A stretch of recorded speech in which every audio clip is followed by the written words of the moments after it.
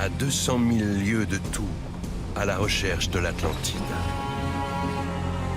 Avec James Cameron, tout semble possible. Passe-les au crible. Soyons rigoureux. Tout ce qui me reste à faire est de trouver la ville dont la plupart nient l'existence. Trop d'impasses.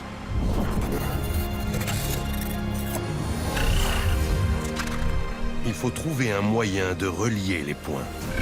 On dirait un bateau. Et si c'est la coque du bateau, c'est qu'il est sous l'eau. Quand on enquête sur un crime, on suit l'argent. En archéologie, on suit les pierres. C'est fou, c'est le même symbole, encore et encore. Je pense que je tiens vraiment quelque chose.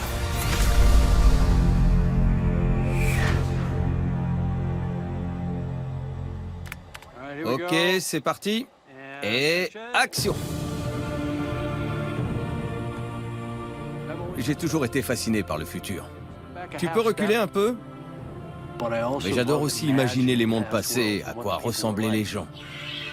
Ok, on avance lentement. Regarde juste un peu par la deuxième fenêtre en passant. Au lycée, j'étais fasciné par l'Égypte ancienne, par les Grecs, les Romains et par l'Atlantide.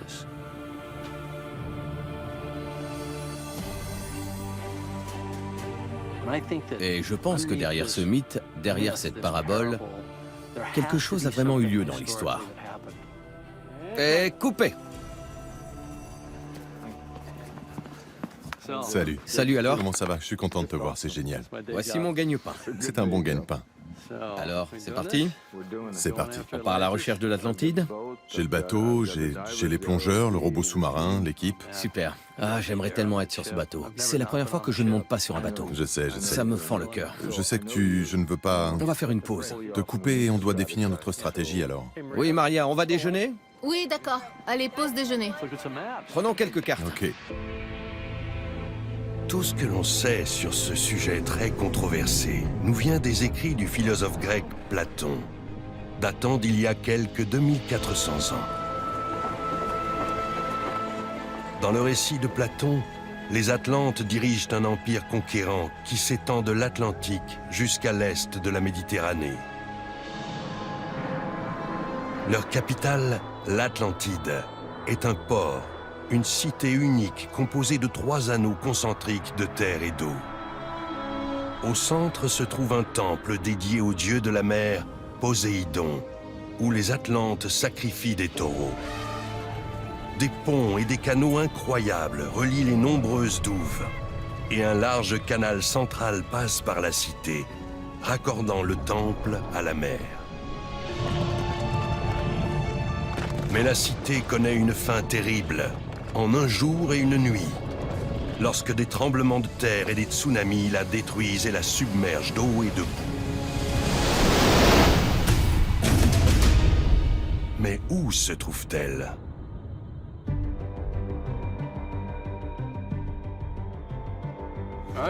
Bon, alors, par où est-ce qu'on commence? Le voyage par excellence. Bon, là, c'est Platon, n'est-ce pas? À Athènes. Il parle d'une civilisation qui s'étend sur toute la région. C'est donc un peuple de la mer. Ils viennent de quelque part par là, de la Méditerranée occidentale. Exactement. Donc, il pourrait être n'importe où. Alors, quelle est ma mission? Étudie de nouvelles hypothèses, examine celles que les gens trouvent intéressantes, passe-les au crible, soyons rigoureux. Je suis donc à la recherche des traces d'une civilisation qui aurait régné de la Méditerranée jusqu'à l'Atlantique. Et cette quête nous mènera peut-être à la légendaire cité-mère, l'Atlantide. Quelle expédition! Ouais, tu vas passer beaucoup de temps sur des bateaux. C'est toi l'homme au bateau. Moi j'ai le mal de mer.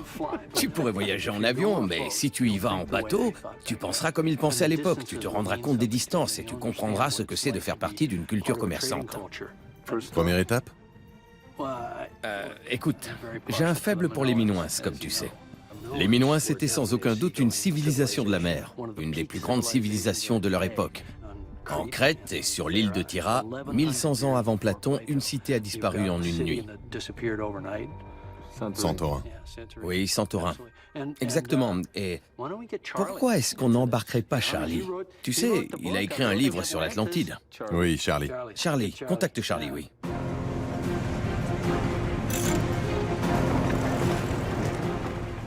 Quelques jours plus tard, avec l'aide de quelques comprimés contre le mal de mer, je fais donc voile en Méditerranée orientale vers l'île grecque de Santorin.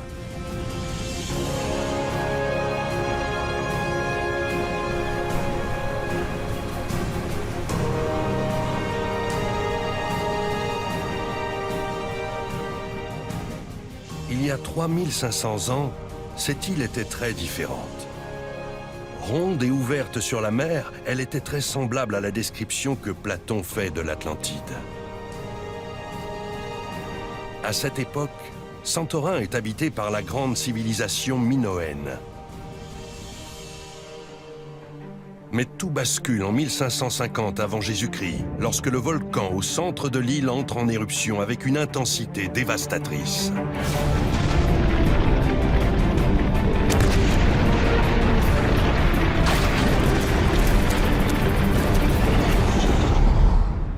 Est-ce Santorin que décrit Platon lorsqu'il écrit sur l'Atlantide?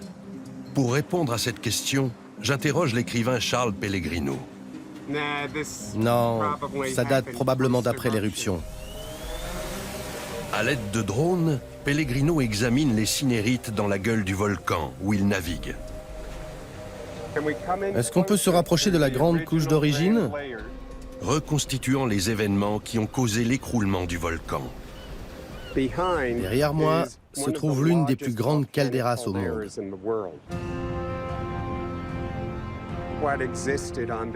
Avant l'éruption, il y avait une montagne d'environ 1600 mètres sur cette île. Tout a disparu. Cette éruption serait la plus importante de l'histoire de l'humanité. Imaginez plus d'1 million de bombes atomiques explosant juste derrière moi.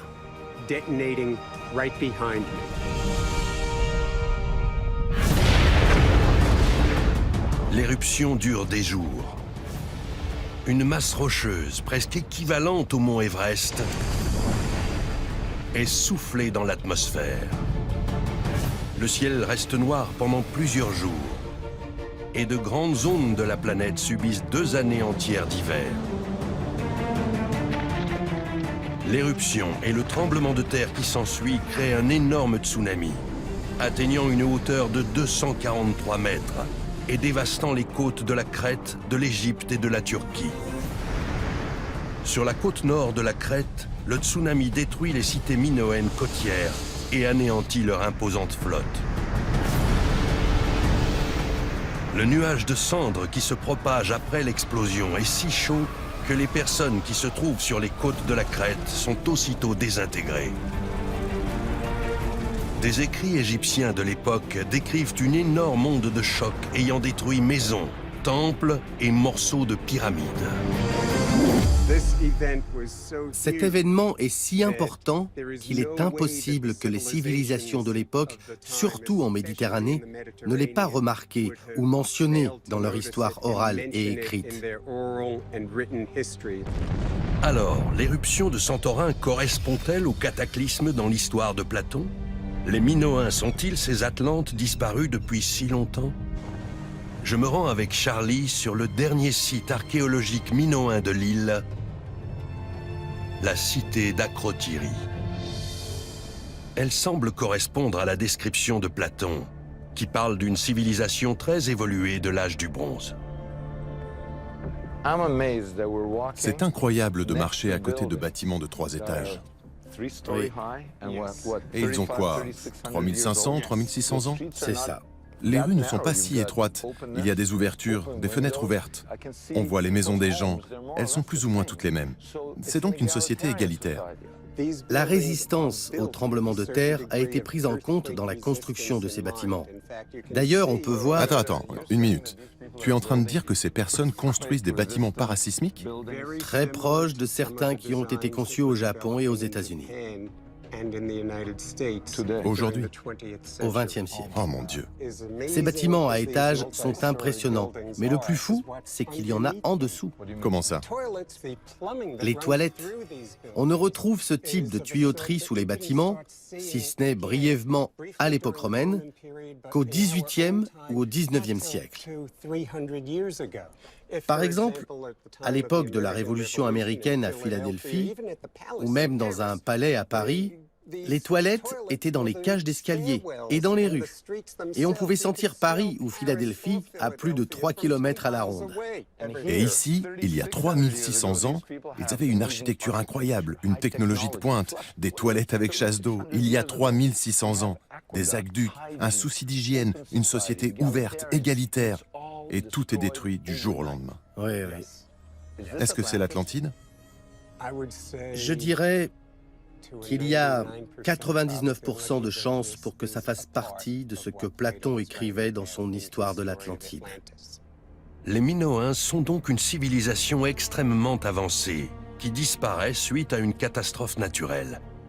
Mais cela suffit-il à dire qu'ils sont les Atlantes? Je n'en suis pas sûr. J'en parle donc avec le chef. Salut Simca, qu'est-ce qui t'amène? Je te manque déjà? Y a un problème? T'as fait couler le bateau? Non, non, aucun problème, le bateau n'a pas coulé. Dis-moi, j'ai passé un peu de temps avec Charlie à Santorin, et je voulais t'en parler parce qu'il y a un tas de choses très convaincantes. Leur technologie est très avancée, et la cité a bien été détruite presque du jour au lendemain. Mais Platon dit des Atlantes qu'ils sont venus de l'Ouest, et qu'ils étaient conquérants, alors que les Minoens étaient à l'Est et pacifiques. Et il y a autre chose qui me tracasse. Même si je pense que Santorin est une pièce du puzzle, Platon ne mentionne aucune éruption volcanique. Il décrit plutôt des tsunamis, des tremblements de terre, une cité qui coule, de la boue. Là, on touche à la question fondamentale de notre quête. Y a-t-il vraiment un seul lieu? Parce que tu sais ce que j'en pense. J'ai l'impression que c'est une histoire de science-fiction, que c'est une parabole morale et éthique, et qu'il s'appuie sur différentes choses, sur leur mémoire collective. Ils collent tout ensemble, tu vois? Comme un auteur de science-fiction. Il construit un monde, comme on dit. Je ne pense pas. Je ne conteste pas le fait que Platon voulait l'utiliser pour une raison précise, mais je ne pense pas qu'il assemble différents morceaux. Il parle d'une civilisation, elle doit bien avoir un fondement. Je crois vraiment qu'il y a une Atlantide quelque part. Ok, eh bien, trouvons-la. Par là, il y a Malte, la Sardaigne. Je veux continuer vers l'ouest. D'accord, cap sur l'ouest alors, moussaillon. Et me voilà naviguant vers l'ouest, entre Santorin et la prochaine candidate de choix pour l'Atlantide, l'île de Malte. Comme beaucoup d'autres, Peter, notre capitaine maltais, pense que sa terre natale est l'Atlantide. Il partage sa théorie avec mon équipe. On étudie la possibilité que Malte soit l'Atlantide, mais pour ça, il faudrait qu'elle soit beaucoup plus grande. En fait, il n'y a pas si longtemps, Malte était nettement plus grande. Prenons l'exemple de cette table. Disons que c'est Malte et qu'on l'agrandit en rajoutant le rabat. Ça vous donne une idée de la taille qu'elle a pu avoir. Quelles sont les preuves? Si vous regardez autour des îles maltaises, à certains endroits, vous pouvez voir le fond de la mer. Vous voyez cette crête ici. L'eau est très peu profonde. Parfois, le fond est à peine à 9 mètres. Vous êtes certain que cette zone peu profonde était autrefois émergée? Sûr et certain. Un cataclysme a dû avoir lieu dans le passé. Et soudain, Incroyable. Je dois prendre une photo pour mes enfants.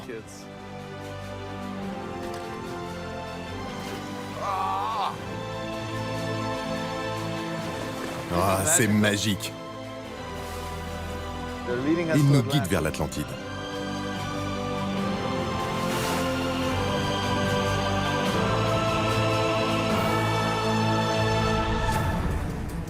nous faisons escale à Gozo, l'une des 5 îles de Malte. Peter me conduit immédiatement aux falaises. Il veut m'apporter d'autres preuves montrant que Malte était bien plus grande dans le passé.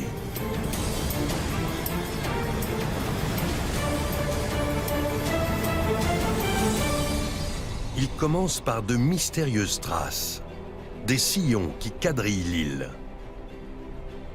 Ces traces sont incroyables. Expliquez-moi ce qu'on a sous les yeux. Eh bien, comme vous voyez, ce sont clairement des sillons faits par l'homme, taillés dans la roche. Ils mettaient de grandes pierres, des pierres rondes et solides dedans. Comme ici. Exactement. Ensuite, ils mettaient les gros blocs de roche sur les pierres sphériques et ils les poussaient et les tiraient pour bâtir leur temple. J'avoue que c'est très impressionnant. Quand vous avez parlé de sillons, je m'attendais à voir quelques rayures sur des rochers. Mais on voit à quel point c'est profond en avançant vers la falaise. Et elles avaient forcément une fonction. C'est une preuve solide qu'il y avait quelque chose ici. Il est probable qu'une civilisation importante ait vécu sur une île plus grande à l'époque. Il y a 6000 ans, les sillons ont dû servir à construire des structures mégalithiques.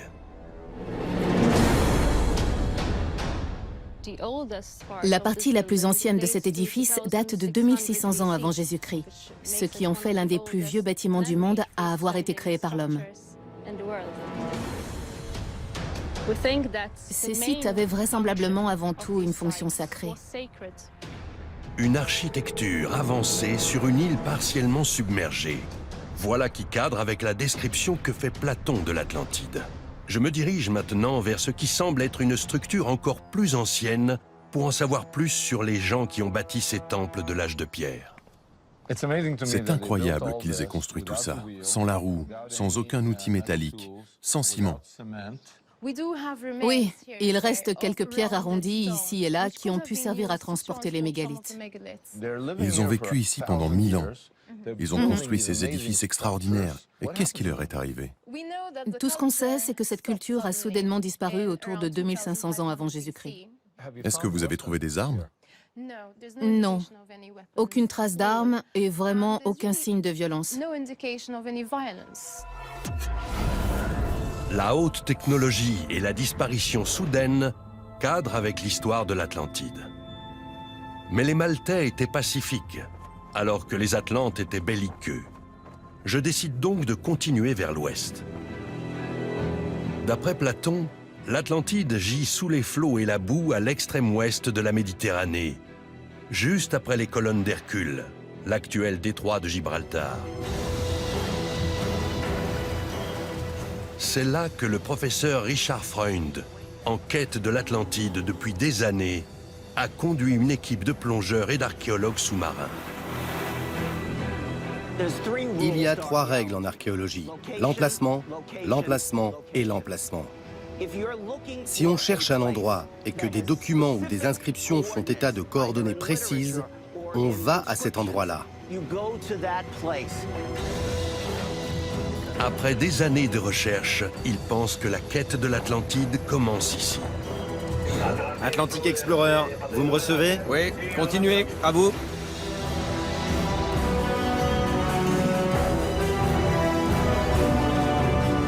Pour trouver la cité perdue, il a réuni certains des meilleurs plongeurs et archéologues sous-marins du monde. Je suis convaincu que de larges zones jadis habitées se trouvent maintenant à des centaines de mètres sous l'eau. Les gens veulent surtout des preuves. Ils ne veulent pas de théorie, ils ne veulent pas de géophysique. Ils veulent qu'on leur dise qu'il y a des preuves et ils veulent savoir lesquelles. Platon écrit à une période très précise. Alors, quand il dit que l'Atlantide se trouvait dans le détroit de Gibraltar, qu'il appelait les colonnes d'Hercule à l'époque, chaque marin, chaque lecteur du grec, tout le monde sait exactement de quel endroit il parle.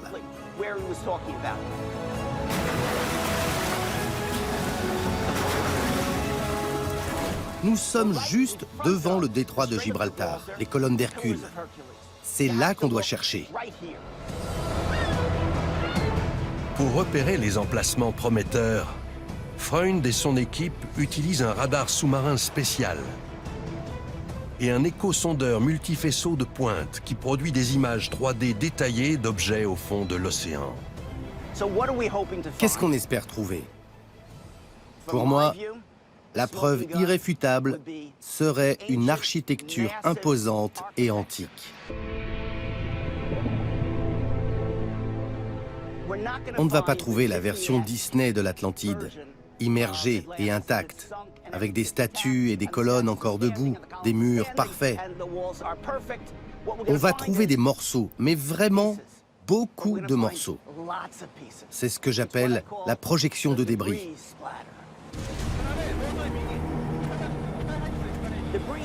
Je dis projection de débris car une destruction projette toujours des preuves sur une large zone. On pense que l'Atlantide était une grande cité.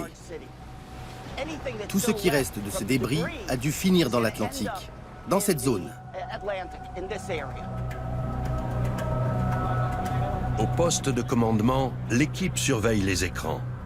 Ils guettent tout relief anormal au fond de la mer. Voilà ce qu'on va faire. On va par là et on tournera là-bas. Le processus est minutieux. Parfois, on ne voit rien de spécial pendant des heures.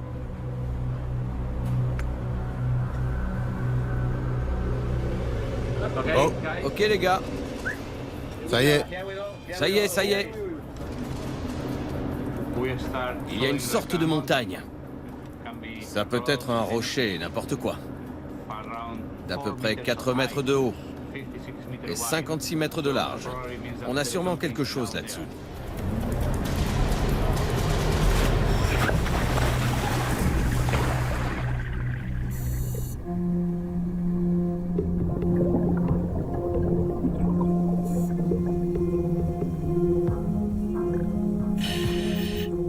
Je ne vois rien. La visibilité est vraiment mauvaise. Ralentissez.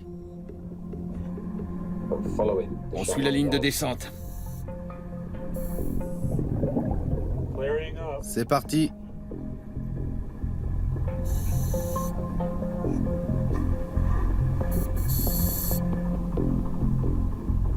Les plongeurs se trouvent maintenant à plus de 45 mètres de profondeur.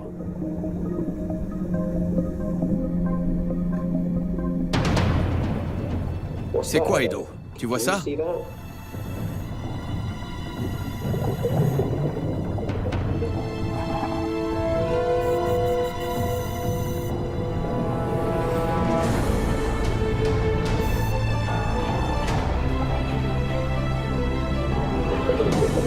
C'est une épave.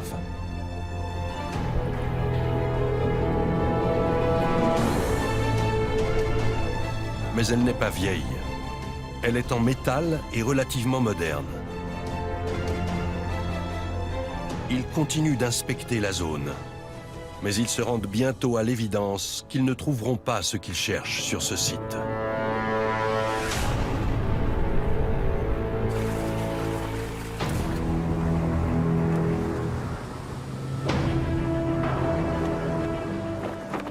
Pendant que les recherches se poursuivent au large des côtes du sud de l'Espagne, j'approche de la Sicile.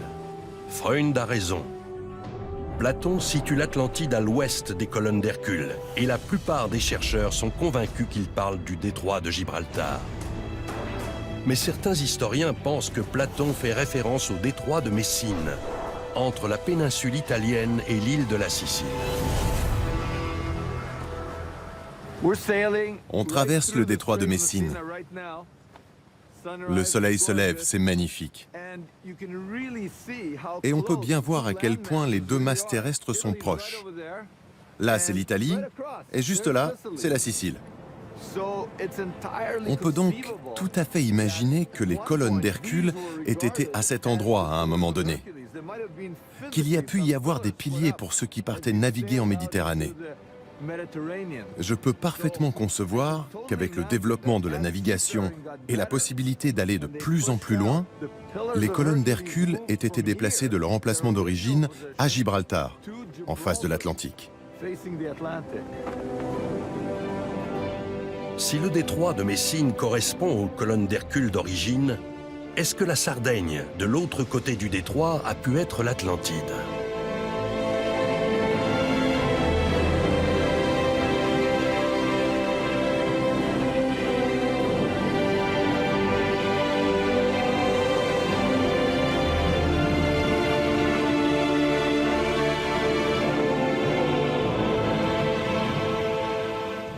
Il y a 3500 ans, l'une des civilisations les plus impressionnantes des temps passés a prospéré en Sardaigne.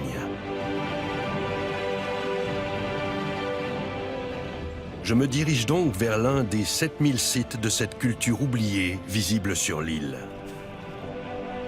Je rencontre Robert Ishoy, un chercheur américain qui étudie la Sardaigne depuis des dizaines d'années. Ishoy pense que ces ruines spectaculaires, qu'on appelle Nuraghe, sont les vestiges de l'Atlantide.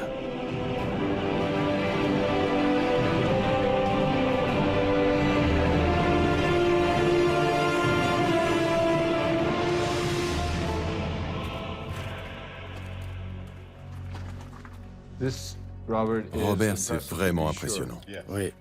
Mais est-ce que c'est l'Atlantide? Cette ancienne culture sarde correspond à tout ce que dit Platon sur l'Atlantide. Il dit que la culture était très développée. Regardez cette architecture, les techniques sont très avancées. C'est fou. Je n'arrive pas à y croire. On est dans un édifice vieux de 3500 ans, construit sans ciment et toujours debout. L'aspect circulaire des bâtiments. Platon dit que tout était arrondi, qu'ils construisaient des piliers. Ils appelaient ça des piliers. Mais ces structures arrondies étaient des lieux de vie, des temples? À quoi est-ce qu'elles servaient? L'histoire originale dit que Poséidon, un dieu bien sûr, s'est marié avec une femme et a construit un pilier pour la protéger. Une tour, comme celle-ci. Oui, exactement.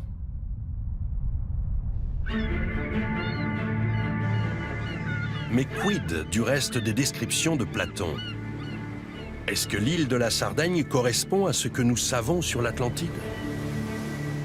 Pour le savoir, nous voyageons vers la pointe sud de l'île.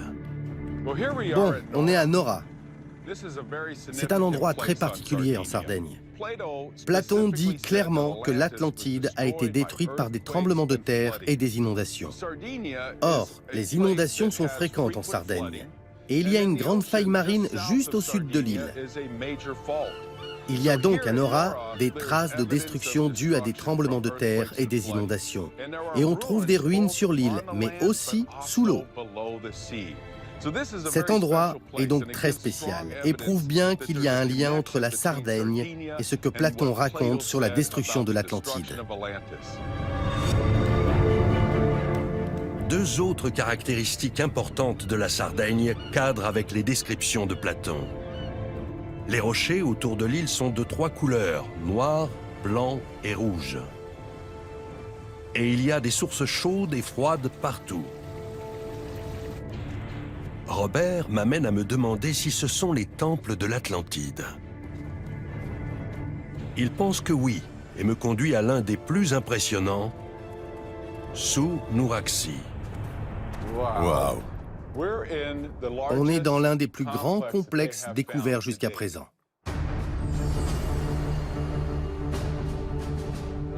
Il y a 5 tours.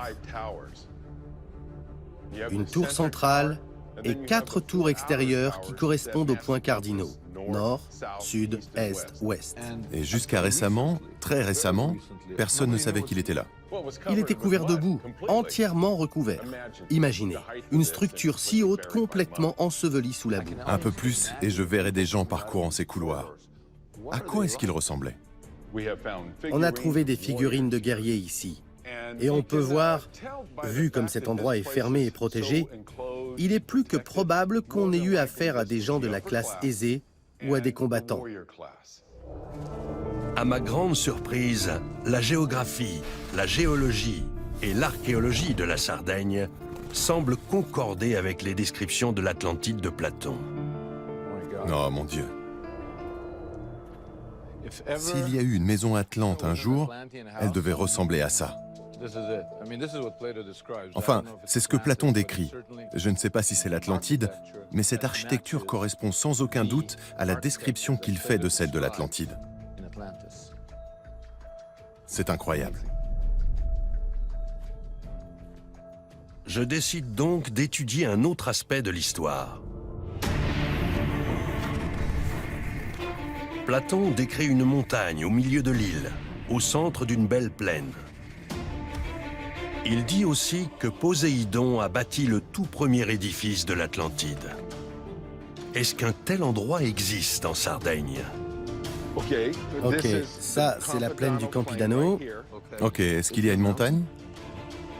Oui, regardez, juste là. Il y a un ouragé, une tour. Au sommet de la montagne, Santa Vittoria.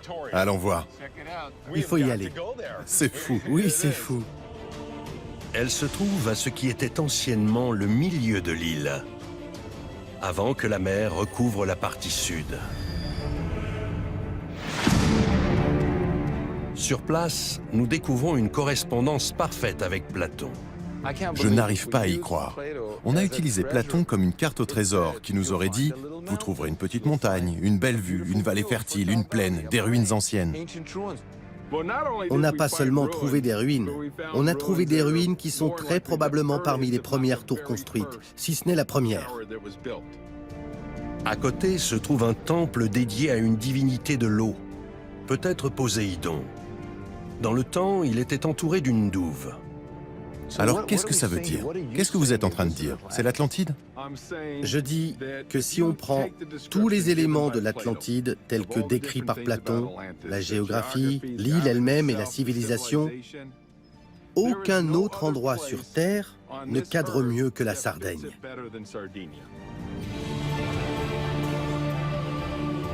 Je commence à penser que Robert pourrait avoir raison.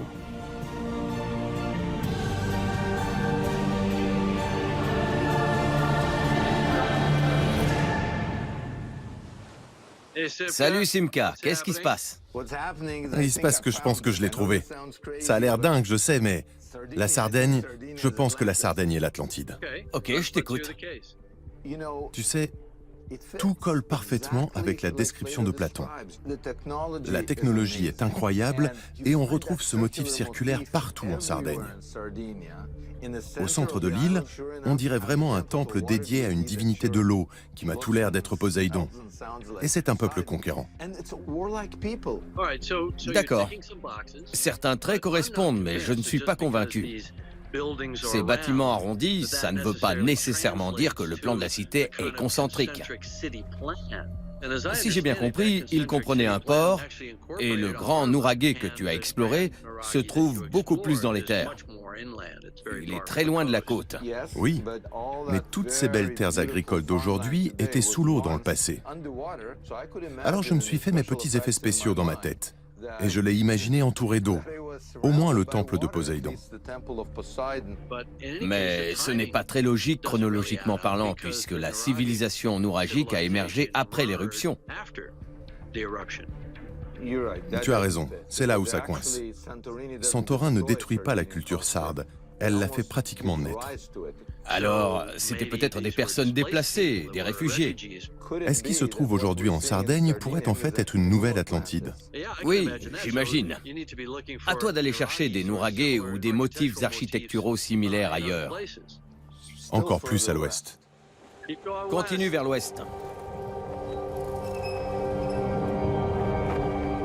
Jim dit de mettre le cap sur l'ouest.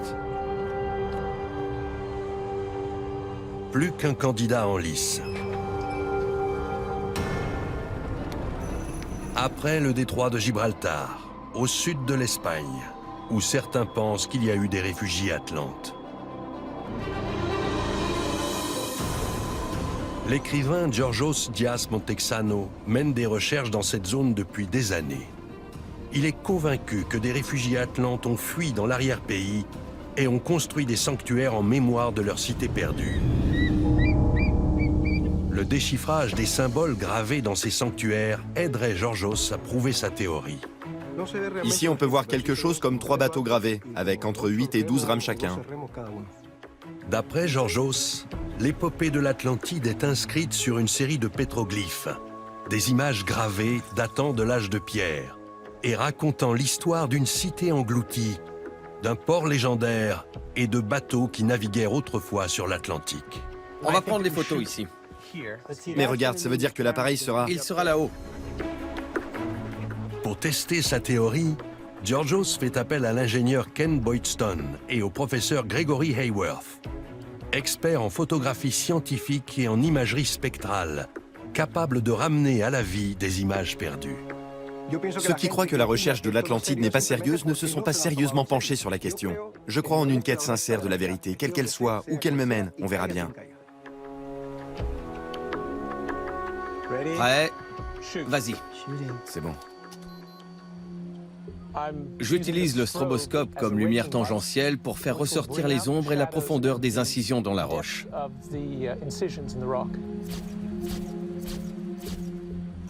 Ah wow, c'est un cheval avec une longue crinière qui flotte. Vas-y. C'est bon. Je regarde l'écran avec attention et j'aime ce que je vois. Je peux voir le sabot bien plus clairement.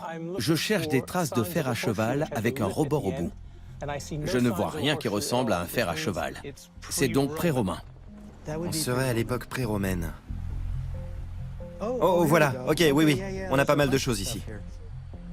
Les chercheurs voient de larges fossés, comme des cercles tout autour du lieu. Je vois plusieurs cercles concentriques, et au milieu, des sortes de lignes à peu près droites et parallèles. Des cercles concentriques qui ressembleraient à des douves, exactement ce que dit Platon à propos de l'Atlantide. C'est quoi cette ligne juste au-dessus du cheval? Eh bien, c'est une longue ligne ondulée, plusieurs en fait. Il y en a une là, une autre plus haut. Est-ce que ça pourrait être des montagnes, des vagues? Ça pourrait être de l'eau. Les chevaux pourraient être sous l'eau. Possible. Le cheval est incliné vers le bas. S'il est sous l'eau, ça pourrait vouloir dire qu'il se noie. Et on dirait que ce n'est pas la seule forme sous cette présumée ligne d'eau. Vas-y, on dirait un bateau. On dirait un bateau dans le coin, en haut à droite. Zoom un peu, Ken. On dirait la coque. Ça pourrait être la coque d'un bateau. Ça, c'est la coque. C'est la coque, oui, oui. Et si c'est la coque du bateau, c'est qu'il est sous l'eau.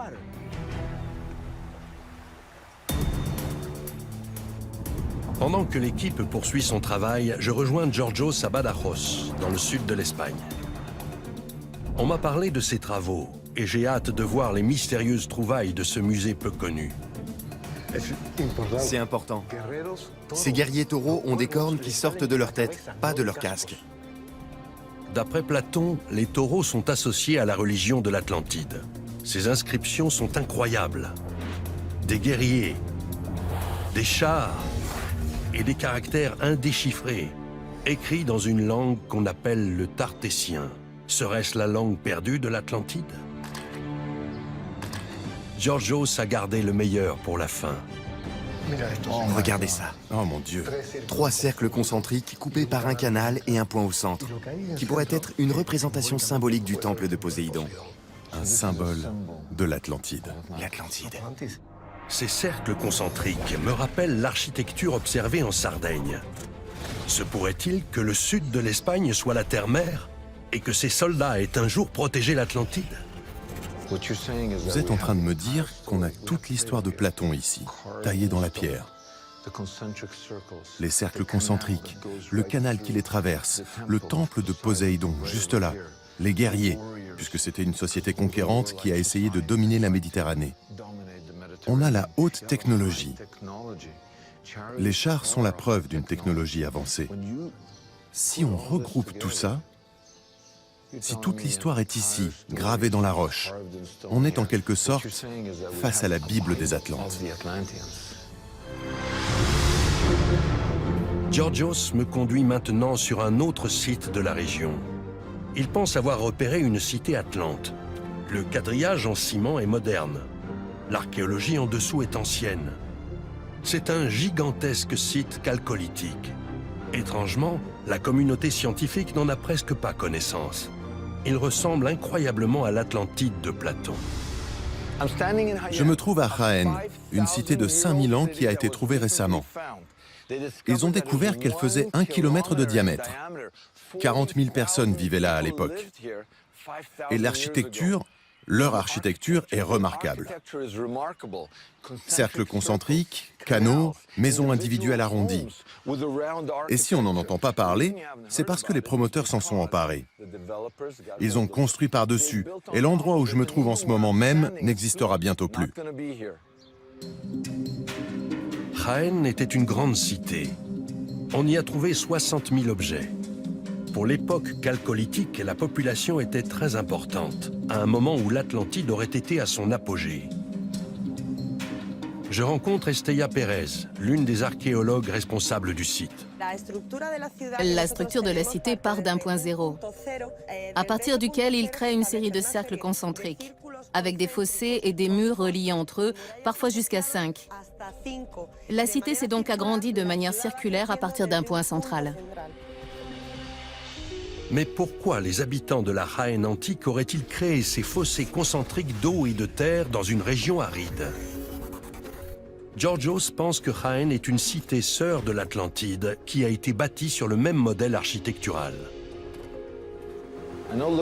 Évidemment, difficile d'imaginer en voyant ces décombres que cet endroit mériterait d'être aussi connu que les pyramides. Laissez-moi vous aider. Ressuscitons l'ancienne Jaén.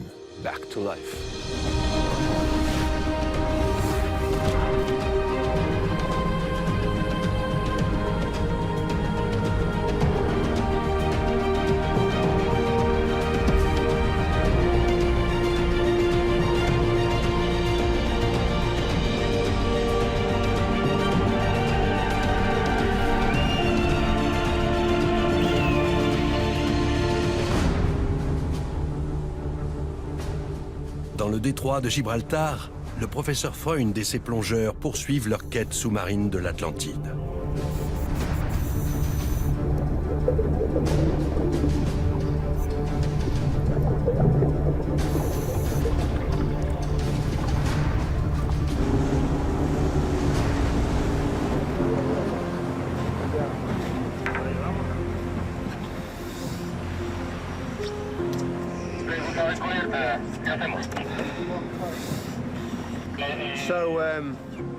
On a beaucoup de sable. C'est tout plat, sans rien qui ressort. Pas de rocher apparent. Non, c'est pas ce qu'on cherchait.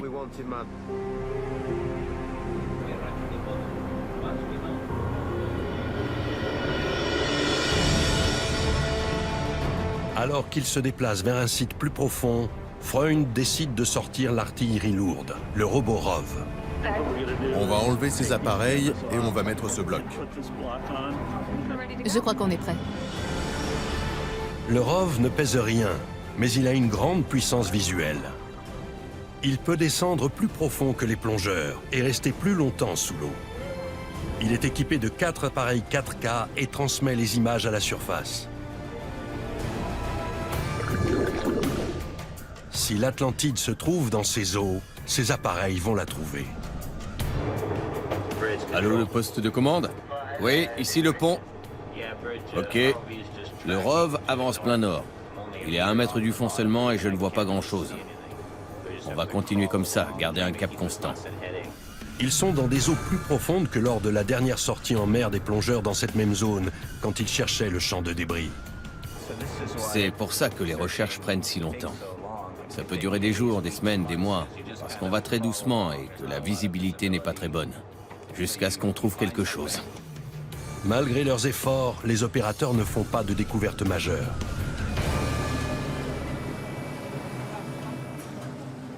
La mer est immense.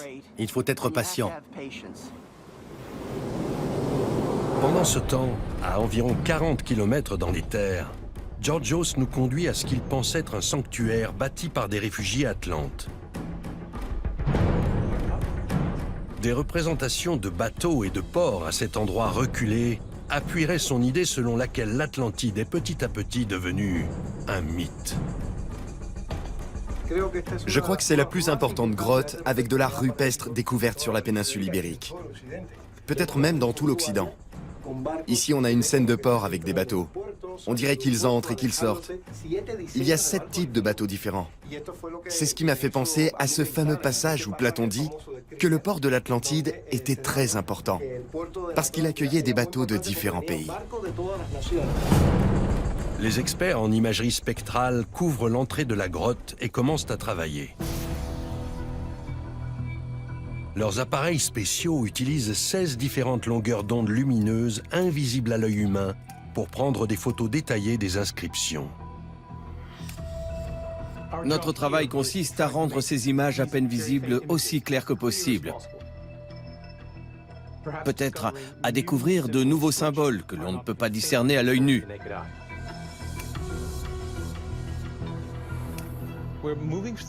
On suit tout le spectre, du violet jusqu'à l'infrarouge, pour un total de 26 photos. Je vois des traits qu'on ne voyait presque pas. Oh, je vois un bateau, je vois des rames. On les voit, oui. À la lumière des ondes lumineuses visibles par l'homme, l'image du bateau dans ce qui semble être un port carré est effacée et imprécise. Mais avec une lumière multispectrale spéciale, apparaissent soudain de nouveaux détails. Ce qu'on voit est très intéressant. Je viens de réaliser ce que c'est. C'est une image en 3 dimensions. On peut voir l'intérieur du bateau. Les traits verticaux sont les couples de la quille. La technique de l'artiste est assez sophistiquée pour représenter ça en 3 dimensions. On apprend également de nouvelles choses sur l'autre bateau. Bon, cette photo est très intéressante. On s'attendait à avoir des rames ovales et incurvées, mais on ne s'attendait pas à ça. Ce qu'on pensait être une rame n'en est pas une. En fait, c'est un gouvernail ou un aviron à tribord. On le sait parce que, regardez, vous voyez cette forme carrée là? C'est très différent des rames. Et ça sort de l'arrière. Ce qui nous donne plusieurs informations intéressantes. D'abord, si le gouvernail est là, ça veut dire que le bateau va dans cette direction, hors du port, qui se trouve là. Tout à coup, il découvre une image qui était totalement invisible à l'œil nu. En examinant cette zone, on a découvert quelque chose d'inattendu. Regardez. Waouh! En fait, il y a une autre forme. On dirait vraiment une queue, et là, ça ressemble à des oreilles. On dirait un cheval et un cavalier qui portent peut-être une sorte de casque, avec une plume, un panache ou un ornement. À côté du cavalier, on observe un autre carré, que les scientifiques pensent être un port avec des cercles concentriques. Le cavalier semble fuir le port.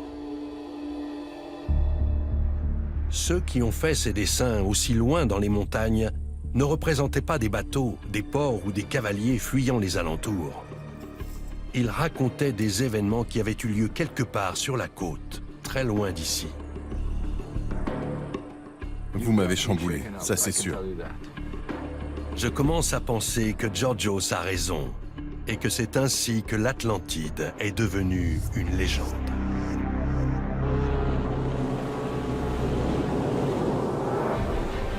Le professeur Freund nous rejoint.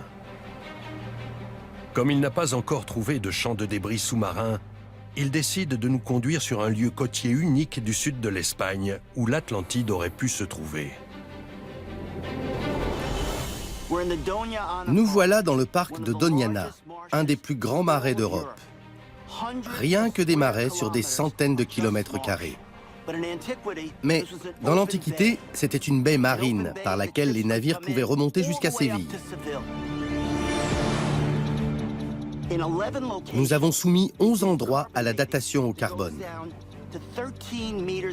À 13 mètres de profondeur, nous sommes tombés sur une couche de méthane homogène qui a pu se former par la décomposition des êtres vivants et des organismes morts suite à une catastrophe. 4000 ans avant Jésus-Christ, il y a plus de 6000 ans, des gens vivaient là. Et soudain, plus rien.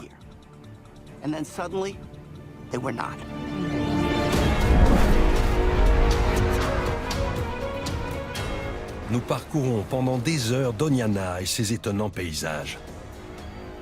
De la végétation, des plages et du sable sur plusieurs centaines de kilomètres.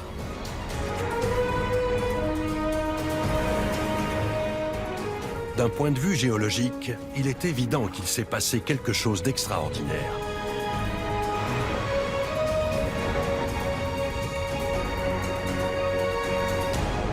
Après plusieurs heures, nous atteignons notre destination. Le professeur Freund m'emmène à l'endroit qu'il appelle la preuve archéologique parfaite.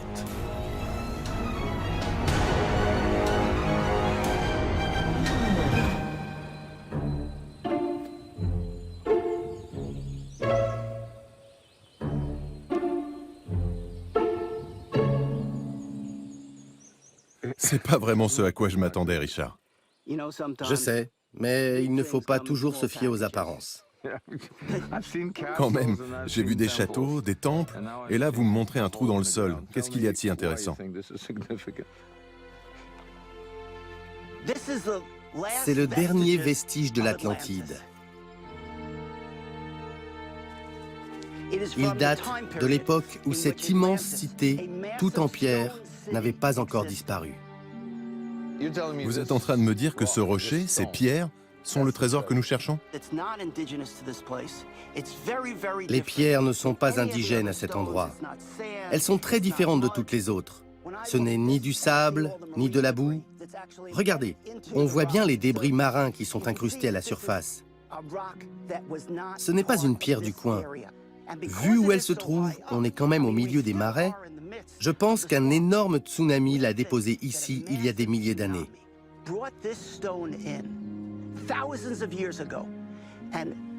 Quand on enquête sur un crime, on suit l'argent. En archéologie, on suit les pierres. Le professeur Freund n'est pas le premier universitaire à venir ici. Dans les années 20, deux archéologues légendaires, Bonsor et Schulten, ont soutenu que Doniana recouvrait l'emplacement d'une autre ville aujourd'hui disparue, Tartessos. Comme l'Atlantide, Tartessos était un port situé au-delà des colonnes d'Hercule et connu pour ses bateaux et son art de la métallurgie. Elle aussi aurait mystérieusement disparu. La ville que Platon appelait l'Atlantide répondait-elle au nom de Tartessos pour les Atlantes? Georgios nous montre un document très rare, une ancienne carte égyptienne. Regardez. C'est une des plus anciennes cartes de Ptolémée. Une carte de Ptolémée? Tout à fait. Une copie byzantine d'une carte de Ptolémée. C'est la copie byzantine d'une carte du IIe siècle. Elle a 1800 ans. C'est ça. Cette carte nous montre comment les populations d'alors se représentaient la Méditerranée, le détroit de Gibraltar, l'Atlantique et la côte sud de l'Espagne. Où est-ce que vous avez trouvé cette carte? Elle est conservée au British Museum. Pourquoi vous nous la montrez? Regardez. Tartessos. Tartessos. Et regardez, non seulement c'est écrit Tartessos, mais la ville est placée à un endroit précis. Et il y a une enluminure, un dessin qui représente la ville face à la mer. Le symbole d'une ville fortifiée. Exactement à l'endroit où nous nous trouvons. Précisément ici. Là où on est. C'est complètement... C'est dingue. Quelqu'un d'autre a déjà fait le lien? Non, je suis le seul. Ici. Oui, Juste sous nos yeux. oui. On pourrait prendre le bateau, non? Voir ce qu'il y a sous l'eau un peu plus loin.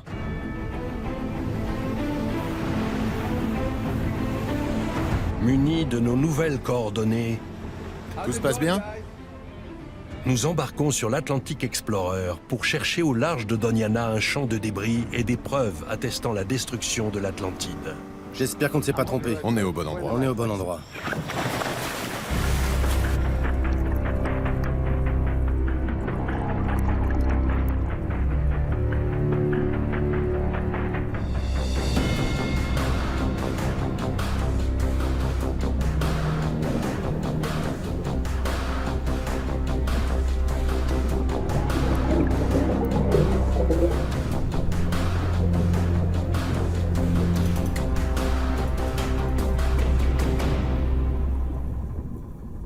Malgré une excellente visibilité, on ne trouve rien.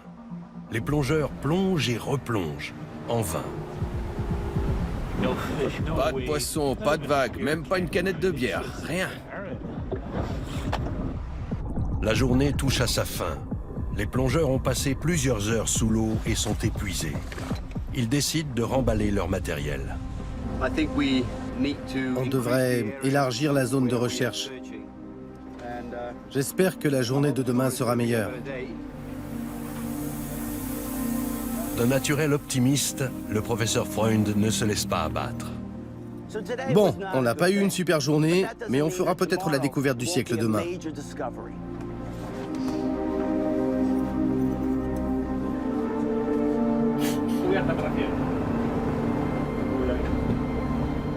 Alors que nous rentrons au port, quelque chose d'étrange apparaît à l'écran.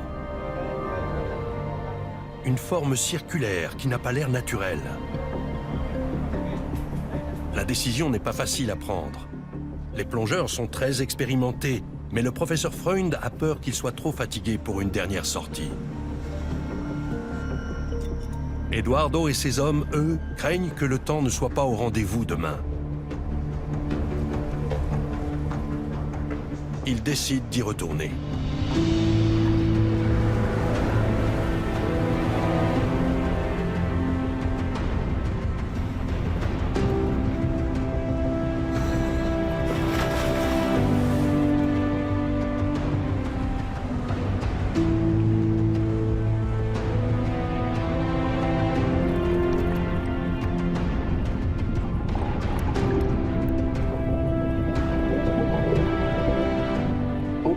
Oh mon Dieu, regardez-moi ces énormes disques.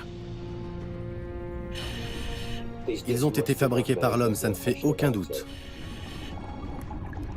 Ils ont l'air très anciens, mais qu'est-ce que ça pourrait être? Aucune idée. Le professeur Freund pense que ces disques font partie du champ de débris qu'il cherchait. Pour lui, il pourrait s'agir de vestiges de colonnes. D'après Ralph Pedersen, l'archéologue sous-marin présent à bord, il s'agirait plutôt de meules datant de l'époque romaine, bien postérieure à une hypothétique Atlantide. Tout dépend de la forme du trou au milieu des disques. Un trou carré validerait l'hypothèse des colonnes, un trou circulaire celui des meules. Les tambours de colonnes sont généralement plus hauts et percés d'un trou carré, dans lequel on faisait passer une poutre en bois. Une poutre en bois. C'est ça, et puis on les assemblait les uns sur les autres. C'était comme ça qu'ils faisaient leurs colonnes. Les trous étaient carrés pour que les blocs ne pivotent pas avec le temps. Pour qu'ils ne pivotent pas. La question est donc, est-ce que nos trous sont carrés ou ronds? Ils pourraient être carrés ou ronds. Les disques ont l'air d'être empilés. Ce n'est pas parce qu'ils sont empilés qu'ils représentent un élément architectural. C'est peut-être la cargaison d'un bateau. Pour charger un bateau, on empile les choses les unes sur les autres, surtout quand elles sont plates. En cas de naufrage, une partie de la cargaison peut rester empilée. Celui-là n'a pas l'air rond du tout. Il a l'air complètement carré. Peut-être. Celui-là, peut-être. Ce peut-être suffit aux plongeurs. Après plusieurs jours sans rien, ils ont enfin mis la main sur des vestiges antiques qui ont pu un jour décorer l'Atlantide. Ils sont beaucoup plus gros que ce que j'avais imaginé. 1,5 mètre de diamètre environ. Et massifs, épais comme ça. Ils sont tous sauf récents, ça c'est sûr. On a fini par trouver quelque chose, par faire une vraie découverte archéologique, je veux dire. Et complètement par hasard. Pour Georgios, Freund a raison. Il s'agit bien de colonnes. Il pense qu'elles servaient à décorer un temple. Les pierres lui font penser à une vidéo sous-marine filmée dans le coin il y a quelques années. On ne voit vraiment rien. On ne voit pas grand-chose, c'est une vieille vidéo. Mais en se concentrant... Oh waouh, waouh! On dirait un énorme bâtiment là. Ouais, Ce sont des marches? Oh mon Dieu, c'est génial. Un escalier. C'est clair que ça ne peut pas être naturel. Ça a été fait par l'homme. Qui a filmé ça? Cette vidéo a été filmée par Francisco Salazar en 1993. C'était un très grand plongeur. On le surnommait El Pantera. C'est une légende chez vous? Une légende. Un des plus grands plongeurs de Cadix. Et il est toujours en vie? non. Non, il est mort en 1998. La qualité est vraiment mauvaise, mais ça ne fait aucun doute. On dirait d'énormes blocs de pierre cassés qui devaient faire partie d'un bâtiment mégalithique. Avec un mur devant. Un mur et ça ressemble à... C'est fou, un mur! Un mur circulaire, vous avez raison. Un mur circulaire, comme si c'était une sorte de tour. Vous savez ce à quoi ça me fait penser? À un ouragan. C'est Où incroyable. est-ce que ça a été filmé? Pantera disait qu'il avait filmé ça entre Barbate et Zahara de Los Atunes, à 35 mètres de profondeur. Est-ce qu'on pourrait essayer de retrouver le site exact? Je pense que oui. On sait où chercher. Il faut qu'on le trouve. Il faut vraiment qu'on le trouve. Nous mettons le cap sur l'endroit que Georgios pense être le site de plongée de Pantera. C'est une longue étendue de mer de moins de 10 km de long, à une quinzaine de kilomètres de l'endroit où nous avons trouvé les disques. Avec notre sonar 3D, nous avons bon espoir de trouver rapidement ce que nous cherchons. À ma grande surprise, nous tombons en plein milieu d'une zone de trafic de drogue et nos plongeurs doivent travailler sous l'œil attentif de la marine espagnole.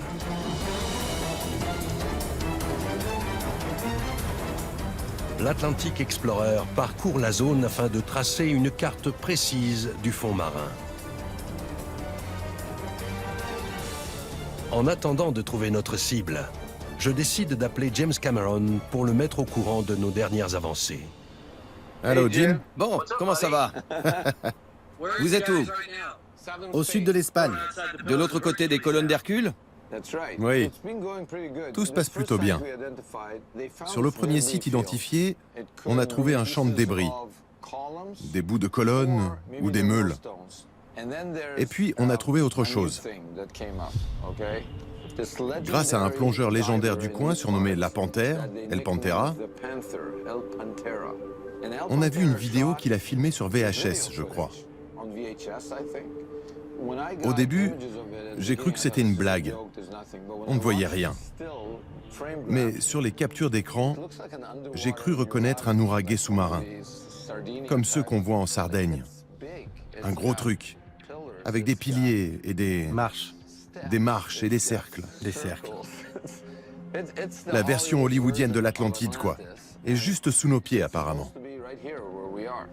Vous avez les coordonnées précises? C'est à 35 mètres de profondeur entre Barbate et Zahara de los Atunes. L'endroit est très sablonneux. D'accord. Si un temple submergé est entièrement à découvert, le sonar le trouvera. Et on va quadriller tout le périmètre. Et on finira par trouver l'Atlantide. Ça a l'air trop beau pour être vrai. Je vais pas rester debout toute la nuit en attendant de vos nouvelles. Mais on verra bien. Vous avez raison de prendre les devants. Bon, c'est super. J'aimerais vraiment pouvoir être sur le bateau avec vous. Mais les coordonnées de Pantera ne se révèlent pas aussi fiables que prévu. Allô? Alors vous en êtes où? Vous avez trouvé quelque chose? À vous! On y est presque, mais on n'a encore rien. On continue à chercher. Le fond est plat. C'est tout ce qu'on a pour le moment. Ah, il y a quelque chose. C'est très gros. Une anomalie apparaît. Un relief sur le fond marin. Le bâtiment filmé par Pantera? On y est. Vraiment? Ce sont les poissons. Ce sont peut-être des poissons à l'intérieur d'un bâtiment. On avait un fond sablonneux et là on voit un petit bâtiment. Et beaucoup de poissons. Ok, je préviens les plongeurs. Plongez par le côté, d'accord? À l'ancienne? Génial.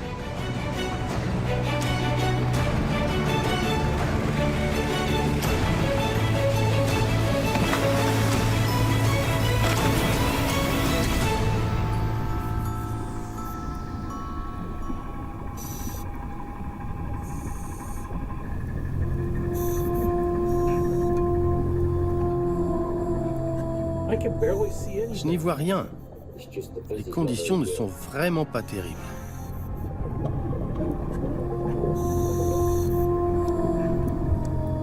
Je suis juste au-dessus des plongeurs, en contact radio avec eux. Alors les gars, qu'est-ce que vous voyez? L'eau est très trouble. Ils descendent presque à l'aveuglette, en se tenant à la chaîne de l'ancre. Par un hasard incroyable, elle les mène pile au bon endroit. Waouh, c'est fou. Qu'est-ce que vous voyez? D'énormes rochers. Mais ils sont un peu bizarres. Seraient-ce les pierres mégalithiques de la vidéo de Pantera? Je ne saurais pas dire si elles ont été taillées par l'homme. Les plongeurs se dispersent et tombent sur des pierres ici et là. Ce sont peut-être des disques couverts d'algues. Elles pourraient être taillées par l'homme, c'est difficile à dire. Regardez le contexte archéologique dans lequel elles se trouvent. Vous ne voyez pas de décombres ou autre chose? On voit une rangée de pierres. Je ne crois pas qu'il s'agisse d'une formation naturelle. On dirait qu'elles ont été disposées comme ça. Je vois notamment une pierre en forme de demi-cercle presque parfait. C'est génial, ça a l'air génial. Le courant est en train de s'intensifier. Et avec la houle et les vagues, la plongée se complique. Les plongeurs doivent remonter.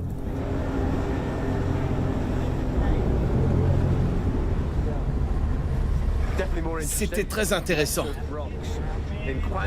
Beaucoup de pierres avec des formes pas vraiment naturelles, mais peut-être que notre imagination s'emballe un peu aussi. J'aimerais bien savoir ce que Ralph en pense.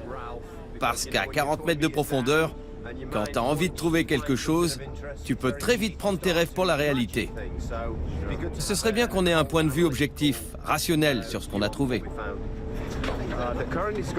Je crois que le courant se calme. Peut-être qu'on pourrait envoyer le ROV.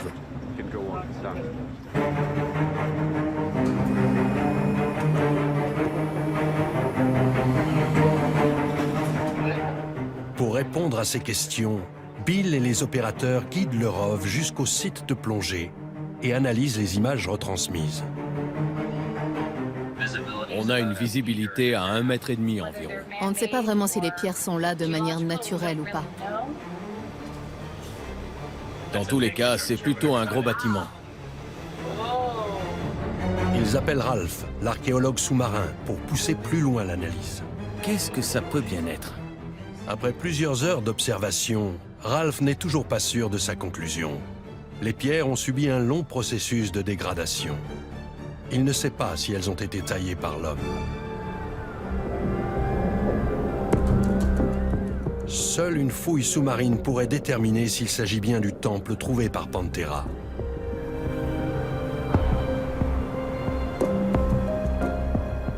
Les plongeurs continuent à chercher, mais ne trouvent pas d'autres sites. On commence à être à court de temps. La situation est un peu tendue. Si on ne trouve rien ici, il va falloir trouver un autre site.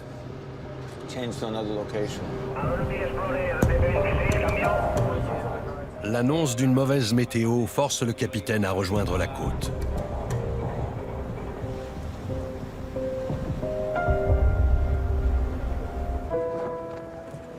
L'Atlantic Explorer mouille au port en attendant que la mer se calme.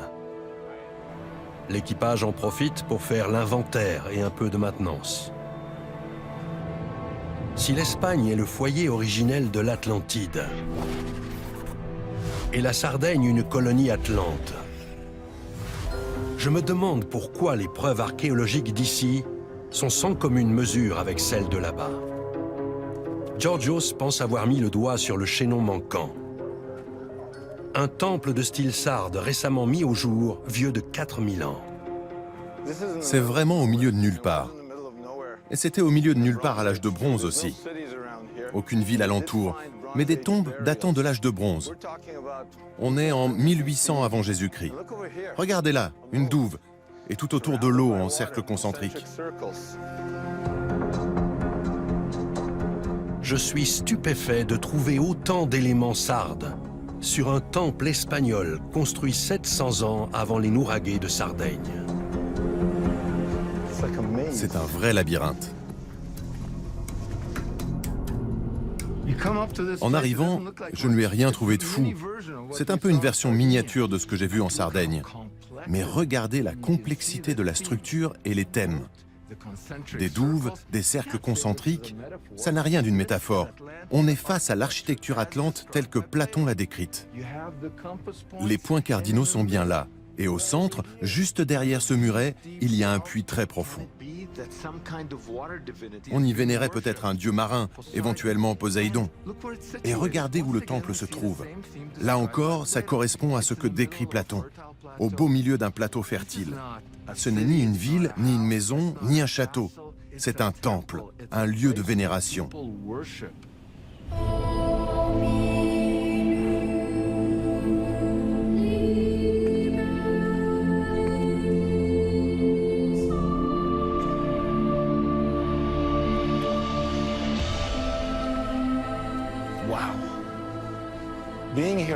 C'est incroyable. J'ai l'impression d'être au milieu d'un vrai travail d'orfèvre. Tout est si minutieux. Regardez la manière dont les passages sont conçus, et ceux qui montent vers les tours aussi. Vous ne trouvez pas ça impressionnant? Pour moi, ça l'est d'autant plus qu'on ne s'y attend pas du tout. Ça n'avait l'air de rien. Il n'y avait qu'une colline ici avant qu'on mette le site au jour il y a 30 ans. Et c'est très dur à dater.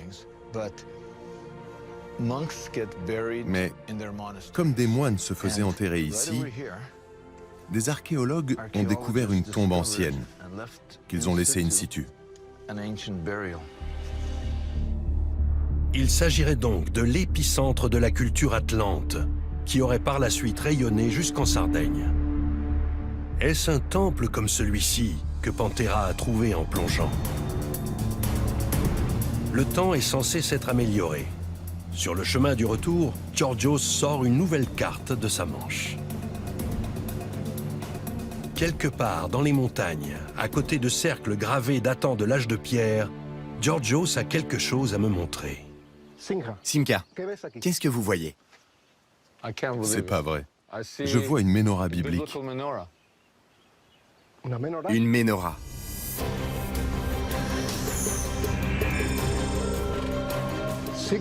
Des cercles concentriques, une menorah.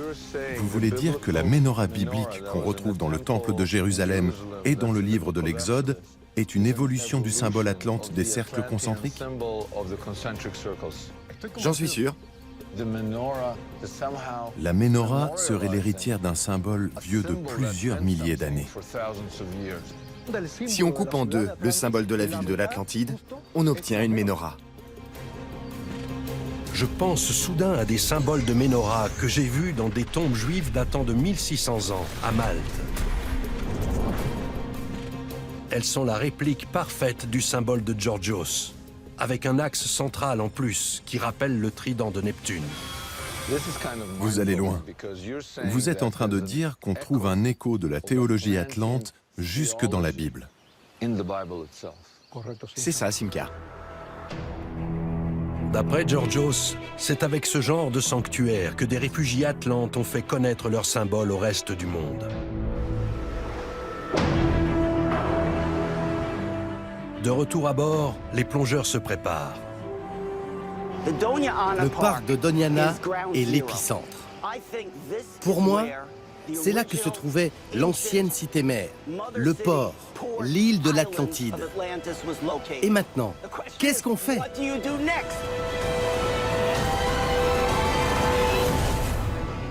Nous sommes face à un problème. Si le port de l'Atlantide est profondément enfoui sous la vase de Doñana, nous n'y aurons jamais accès. Mais j'ai une idée. À Laja Alta, il y avait 2 carrés peints sur les parois de la grotte. Si celui avec les cercles concentriques symbolise le port de l'Atlantide, peut-être que celui avec le bateau représente quelque chose d'autre. Une zone de mouillage ou d'ancrage, située au large, où les bateaux attendaient avant de pouvoir entrer dans le port mythique. Si cette zone a bien existé, elle devrait logiquement se trouver non loin de l'île voisine du détroit de Gibraltar, Sancti Petri. Je partage mon intuition avec le reste de l'équipe. C'est loin d'être gagné, mais c'est tout ce que nous avons. Nous nous rendons donc sur place.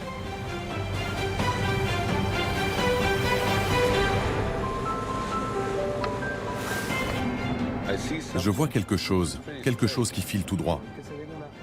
On dirait une rangée de blocs. Un brise-lames ou un quai? Et ici, ça pourrait être une zone de mouillage. J'espère que nous allons trouver des preuves archéologiques sûres prouvant l'existence d'une civilisation très ancienne qu'on pourrait relier à l'Atlantide. Le capitaine José María arrête le bateau. La tension monte.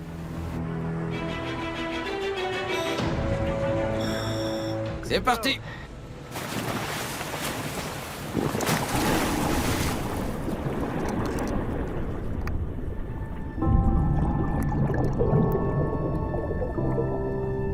Qu'est-ce que nous cherchons au juste? Des bateaux? Le bois pourrit au bout de plusieurs milliers d'années, mais pas les brise-lames, ni les jetés, ni les encres en pierre.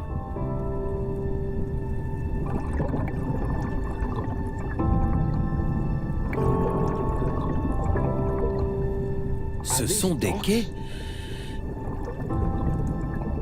Ou peut-être des brise-lames.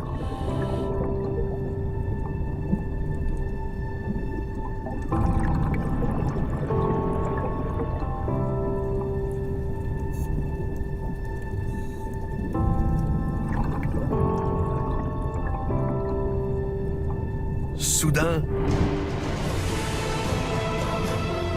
nous voilà devant une énorme ancre en pierre, antique. Même Ralph, notre éternel sceptique, est enthousiaste.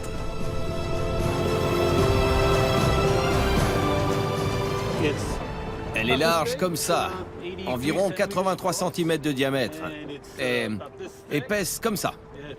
Ses deux côtés sont lisses et elle est percée d'un joli trou. C'est vrai qu'on était très surpris de la trouver. Après des semaines de recherches infructueuses, tout le monde s'anime quand Ralph annonce qu'elle pourrait dater de l'âge de bronze. Ce qui cadre avec la chronologie atlante. Ce sont les photos? Ouais. C'est une découverte incroyable. Bon, tout un tas de gens s'émerveillent devant des ancres, mais cette ancre le mérite vraiment. Elle a entre 3000 et 4000 ans, et vu sa taille, elle devait servir à de très gros bateaux.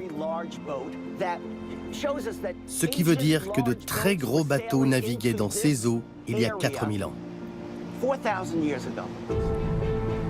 Il est communément admis que l'humanité ne commence à s'aventurer sur l'océan Atlantique qu'à partir du 8e siècle avant notre ère. Les zones de pêche et de commerce étaient donc confinées à la mer Méditerranée. Mais cette ancre nous raconte une toute autre histoire. Nous sommes du côté atlantique. Qui a déjà vu des ancres en pierre de ce côté-là du détroit? Cette zone n'a pas encore été explorée. Nous sommes les premiers à venir ici, à chercher des choses. Et à en trouver. À repousser les limites. À repousser les limites, c'est ça. Vous savez, je n'y croyais pas trop à ces sites de plongée. Mais maintenant, je suis optimiste.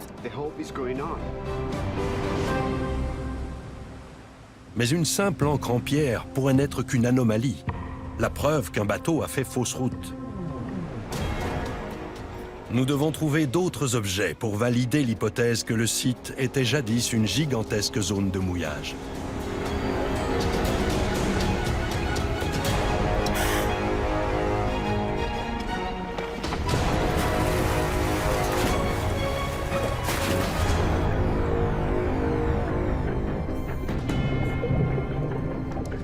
Eduardo, tu m'entends?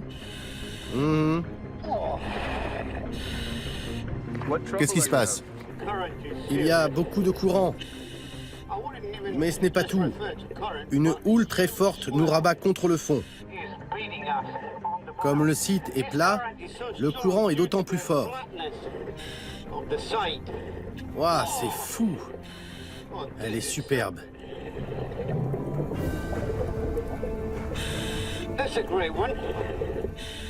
Incroyable. Je n'ai jamais vu ça. Qu'est-ce que tu vois? Je crois que j'ai trouvé une ancre carrée. C'est fou, non? Elle a été taillée par l'homme, c'est sûr. Elle a un trou en son centre, de la taille d'un point à peu près. C'est bien ce qu'on cherchait. C'est vraiment incroyable. Je me déplace. Je suis très proche. Et je crois voir une autre ancre à côté. C'est une découverte formidable pour cette zone, non? C'est tout sauf un objet courant dans la Méditerranée. Et on est dans l'Atlantique. C'est génial. C'est absolument incroyable. Quelle découverte! Miguel nous guide avec le dévidoir, mais ce n'est pas facile pour lui.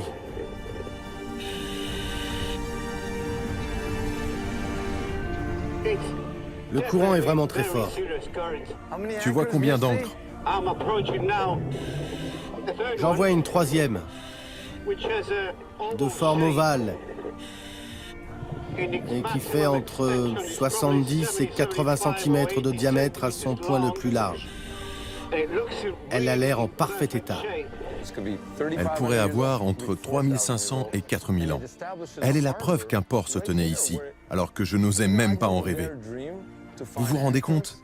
Trouver 3 ancres datant de l'âge de bronze dans l'Atlantique? Autant chercher une aiguille dans une botte de foin. Ça veut dire que nous sommes sur la bonne piste. Nous avons donc découvert un total de 4 ancres datant de l'âge de bronze sur la côte atlantique de l'Espagne. Mais nos plongeurs ne s'arrêtent pas là. 1 heure plus tard, ils tombent sur une 5e ancre de forme triangulaire. C'est complètement dingue. C'est vraiment incroyable. Et peu de temps après, sur une 6e. Je le sentais plutôt bien aujourd'hui. Je vous disais bien qu'on y arriverait. Vous êtes géniaux. Si vous saviez, je suis tellement fier d'être là. Vous avez fait une découverte révolutionnaire. Les implications de cette découverte sont très importantes. Nous avons trouvé les preuves de l'existence d'une zone de mouillage exactement là où nous le pensions. C'était comment? Génial, Simca. Tu m'étonnes. J'ai vraiment l'impression d'avoir contribué à quelque chose. Merci, c'était génial. J'ai du mal à y croire. C'était juste une théorie, mais ils ont trouvé des preuves. Je m'en remets pas, quelle histoire. C'est un moment très important pour moi.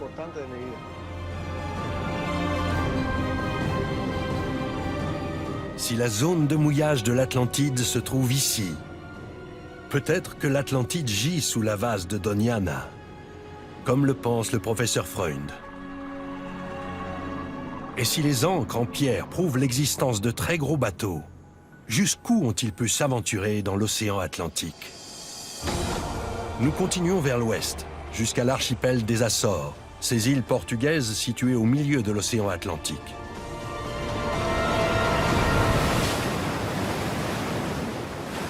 « 3500 ans avant Christophe Colomb, des navigateurs de l'âge de bronze auraient-ils pu les atteindre, couvrant ainsi un tiers de la distance séparant l'Europe des États-Unis? Voilà qui paraît peu vraisemblable.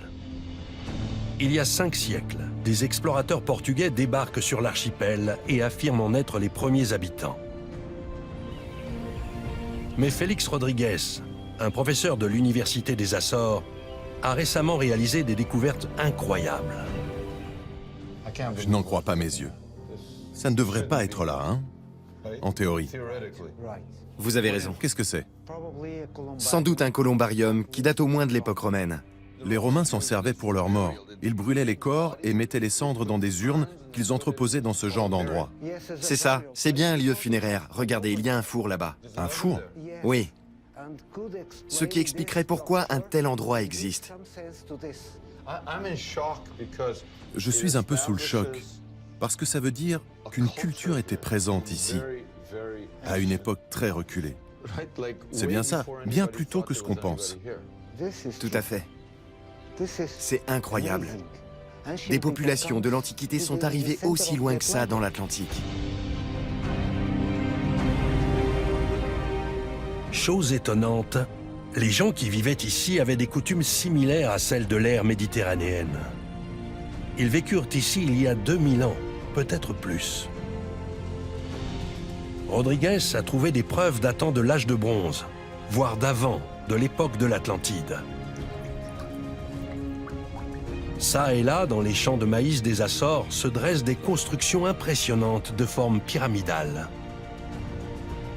Elles auraient été reliées entre elles par un réseau complexe de tunnels, aujourd'hui à moitié effondrés ou bouchés. Je suis dans un champ de maïs sur l'île de Pico, dans l'archipel des Açores, à mi-chemin entre les États-Unis et l'Europe. Derrière moi se trouve l'entrée d'une ancienne construction qui, d'après les universitaires, daterait du néolithique, de l'âge de pierre, c'est-à-dire de plusieurs milliers d'années, à une époque où personne n'aurait dû être capable d'arriver sur cette île. Le bâtiment aurait été connecté à cette pyramide un peu plus loin. On dirait une ziggourate, comme la tour de Babel dans la Bible, ou un temple aztèque, on ne sait pas vraiment. Personne ne les a encore étudiés. Tout ce qu'on peut voir, c'est une pyramide et une ancienne entrée bouchée. Un vrai trésor archéologique qui attend d'être exploré. Cette construction est incroyable. Elle est uniquement faite de pierres sèches. Vous voulez dire qu'il n'y a pas de ciment? C'est ça, pas de ciment. C'est très bien conçu. D'autant qu'il a fallu beaucoup de pierres sèches pour construire ce bâtiment. Une fouille partielle a eu lieu à l'intérieur. On y a trouvé des anciens outils de pierre taillée. Ce site pourrait donc dater de l'âge de pierre, ce qui est très étrange vu l'emplacement des Açores. Ce genre de construction nécessite un savoir-faire et beaucoup de main-d'œuvre. C'est incroyable. Si cette technologie date bien de l'âge de pierre, ça nous renvoie à 4, 5, 6 000 ans plus tôt. C'est la même technologie que celle que nous avons vue à l'est de la Méditerranée. D'énormes blocs de pierre empilés les uns sur les autres et tenant en place sans ciment depuis des millénaires. Et comme on est loin de la Méditerranée, cette civilisation se serait en fait étendue jusqu'à l'Atlantique. D'autres éléments prouvent la présence d'anciens occupants sur cette île. Le professeur Rodriguez nous fait traverser une forêt dense pour nous montrer un village datant de l'âge de pierre, avec des constructions mégalithiques ressemblant comme 2 gouttes d'eau à celles que j'ai vues à Malte, à plus de 3540 km d'ici.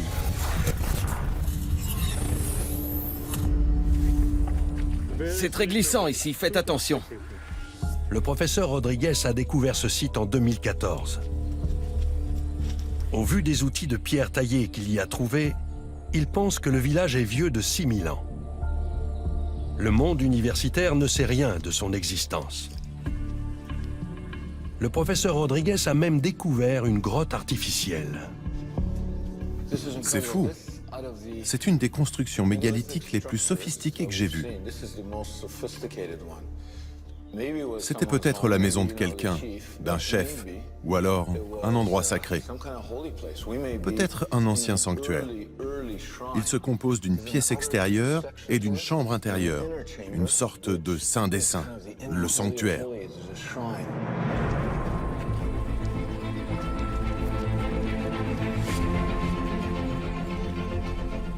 Quand nous sortons de la forêt, mon guide me montre un objet qui n'a rien à faire dans une ferme moderne. C'est un vestige archéologique qui pourrait redéfinir radicalement notre connaissance de la navigation du temps de l'âge de pierre. Qu'est-ce que c'est? Une encre datant de l'âge de pierre. C'est incroyable que vous ayez trouvé ça ici. Qu'est-ce qu'elle fait dans ce muret? On s'en est simplement servi comme d'une pierre. Le fermier l'a juste ramassé quelque part? Oui, quelque part là-bas, et il s'en est servi pour monter son mur. Écoutez, on a découvert des objets de ce genre sur des sites sous-marins au sud de l'Espagne. Mais celle-ci est bien plus grosse que les nôtres. On en a trouvé de forme elliptique, moitié moins grande et avec un seul trou. Celle-ci en a 2. Elle devait appartenir à un bateau énorme. Oui, elle est énorme. S'il y a une ancre ici et un village datant de l'âge de pierre, il devait y avoir un port ou de l'eau à côté. Il y a 2 petites rivières qui passent de part et d'autre de la colline et qui se jettent dans la mer. Vous êtes en train de réécrire l'histoire des déplacements humains à l'âge de pierre.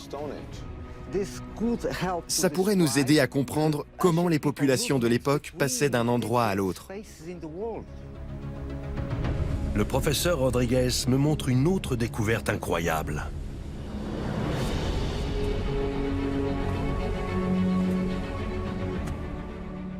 C'est fou, ce sont d'anciens sillons. Oui, ça ne fait aucun doute. Ce sont bien d'anciens sillons. Comme se trouvait à Malte. Ils sortent de nulle part et vont jusqu'à la mer. On en trouve beaucoup au centre de l'île. Sur toutes les îles. Oui, sauf sur la plus petite. Et personne ne s'est penché là-dessus. Non, personne. Vous pensez qu'elle date de quand? Du 3e millénaire avant Jésus-Christ. Du 3e millénaire avant Jésus-Christ? Waouh!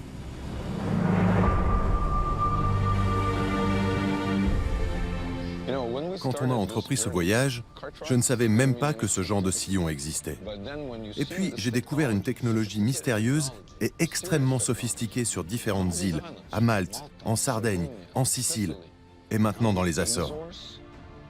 À l'âge de pierre, des gens sont arrivés là, ont inventé cette technologie et s'en sont servis pendant un certain temps sans que personne ne sache ni pourquoi ni comment.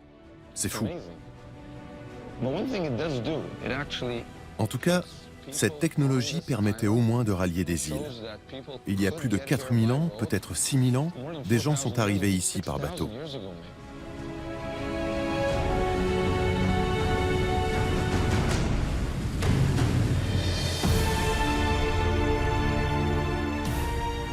Je suis maintenant convaincu qu'avant les pyramides d'Égypte, à l'âge de pierre puis de bronze, existait déjà une civilisation, un ancien empire oublié depuis longtemps, dont le cœur aurait été situé au sud de l'Espagne, à l'endroit exact où Platon place l'Atlantide.